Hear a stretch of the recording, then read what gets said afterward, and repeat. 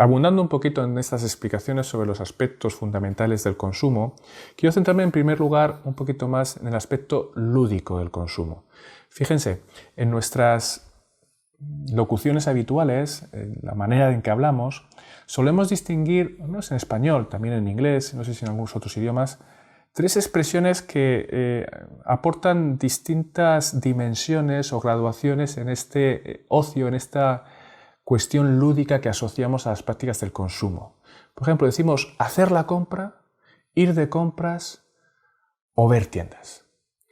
Hacer la compra es básicamente referido a las cuestiones que necesitamos. Pues necesito hacer la compra para tener comida, lejía en casa, para limpiar, para hacer las labores domésticas, etcétera, etcétera. En estos casos usamos esta expresión, hacer la compra. En cambio, decimos, y hay una graduación un poquito que transita más hacia el aspecto lúdico del consumo, ir de compras. Vas con una idea más o menos definida a un centro comercial, sabes que tienes que comprar ciertas cuestiones, pero hay al menos en castellano una cierta idea de que vas a pasar el rato a la tarde en un centro comercial buscando una serie de elementos, de consumibles que necesitas probablemente y satisfacen ciertas necesidades funcionales o de utilidad, pero que te dejarás llevar, que vas a pasar un poquito más el rato. Y ya el sumum de esta graduación hacia el aspecto puramente lúdico de la práctica del consumo son todos estos grandes espacios, grandes centros comerciales donde hay espectáculos, donde si te compras no sé qué puedes ir al cine, donde hay toda una experiencia lúdica y de ocio asociada a la práctica del consumo.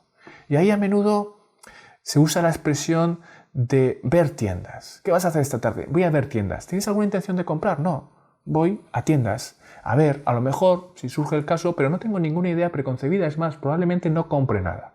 Voy a pasar el rato. Voy precisamente a realizar este sentido lúdico del consumo. Concretando un poquito la dimensión expresiva que hemos mencionado también asociada al consumo, fíjense que hay toda una serie de autores y reflexiones interesantes sobre cómo en las sociedades contemporáneas nosotros nos expresamos a nosotros mismos a través del consumo. Es decir, las elecciones de ciertas marcas, de ciertos objetos, la preferencia de ciertos colores frente a otros, el estilo de ropa que yo manejo, me va de alguna manera definiendo frente al otro. Esta cuestión la hemos visto también en temas anteriores, cuando hablábamos de la presentación en sociedad que realizamos. Bueno, pues nos presentamos en sociedad también a través de los objetos que utilizamos, que vestimos, que consumimos. Todos esos objetos están diciendo algo de mí. Y hay una serie de códigos compartidos de lo que significa tener un iPhone en vez de un Android de gama baja o de lo que significa vestir con ciertas marcas de ropa y no con otras. Y yo, que conozco esos códigos, juego con ellos. Me presento en sociedad a través de esas representaciones culturales compartidas para mostrarme de cierto modo ante los demás, para expresarme ante los demás bajo cierta condición que yo intento manejar para presentarme del modo más apropiado a mis intereses. Algunos autores, esta prevalencia de la dimensión expresiva en el consumo en la sociedad contemporánea les ha llevado a hablar de una cierta sociedad narcisista, donde estamos todo el rato preocupados por cuál es mi identidad, cómo me expreso a través, entre otras cosas, de los objetos que consumo, de las elecciones y las prácticas de ocio cultural que realizo, etcétera, etcétera. Y hay una interesante perspectiva también de un autor como Colin Campbell, un autor muy de referencia a la sociología del consumo, que llega incluso a manifestar que en realidad en las sociedades contemporáneas donde hemos perdido un poquito nuestro sentido de identidad, a través de la práctica de consumo estamos intentando reconocer lo que verdaderamente me gusta. Tiene una pequeña obra que se llama Consumo, luego existo, siguiendo un poquito la retórica de Descartes, en la que afirma que en nuestras elecciones de consumo, a veces un poquito desestructuradas, azarosas, estamos intentando buscar quién soy yo realmente. Compro mucho más de lo que necesito, voy probando distintas elecciones de consumo porque al final encuentro una que realmente me satisface. Y en ese encontrar, en esa búsqueda de la propia identidad a través del consumo, veo que hay ciertos objetos que me sientan bien, que me representan mejor o con los que me siento más cómodo. Y eso está diciendo algo de quién soy yo.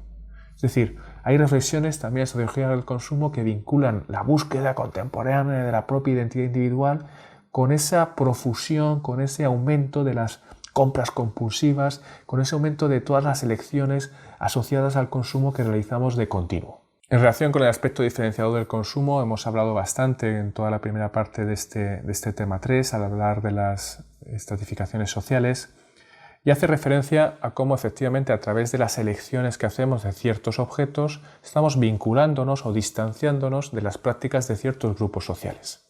Y ahí yo, por imitación de ciertos grupos de referencia, puedo elegir ciertos bienes que son habituales para los miembros de ese grupo, o puedo intentar evitar ciertos lugares de ocio, ciertas prácticas de consumo del tipo que sea, que pertenecen a ciertas clases o grupos sociales con los que yo no me quiero ver identificado.